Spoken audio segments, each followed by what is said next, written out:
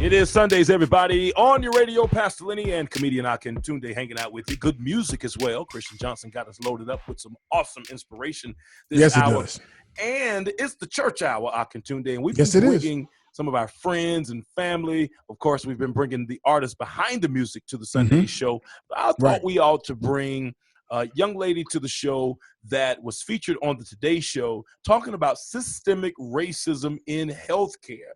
Yes, sir. Lekesha Benson, how are you, ma'am? I'm wonderful. Thank you for having me today. Yeah, we're so glad to have you. And you have a powerful story. You lost your son, Vari Benson, back in 2017, and specifically have been advocating and bringing awareness to systemic racism in healthcare. Talk about your advocacy in this particular area.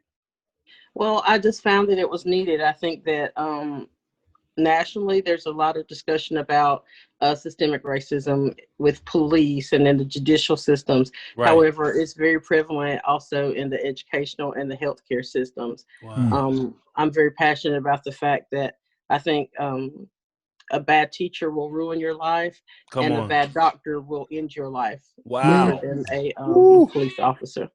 In terms of comparisons, I mean, have you in your research, because I know you're an activist now, you have fully, invested in getting the word out about this. Can you talk about some of the things that you've seen, whereas in an African-American or a person of color may be treated this way, and somebody who's white may be treated another way?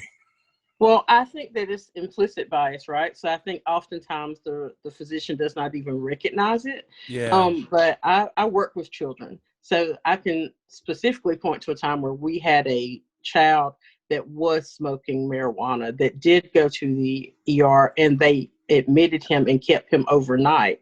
Mm-hmm. Whereas my son, we weren't there 2 hours. It was just, he was just sent straight home. Wow. And so I think a lot of times when it's on a systemic level, you just aren't listened to.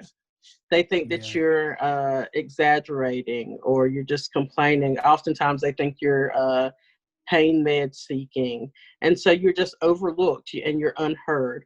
I suspect that is a big reason why more African Americans are dying from the coronavirus. But there's tons of research that says that's why more African American women die in childbirth. Right. It's not a physical problem. It is rather that they are not listened to, or their pain is ignored and they die. And it's terrible. The statistics about that. I mean, it's, there's tons of statistics and studies about that. Go to the ER to find out that I had a stroke. Oh man. They didn't know when, they didn't know anything. And what ended up happening is my vocal cords, and it was on the left side, my vocal cords became damaged. My range came down low. So when I was on the show and saying, I'm not really able to do this, that's because I was out of my comfort of singing in the bottom because my range, and I was scared. And so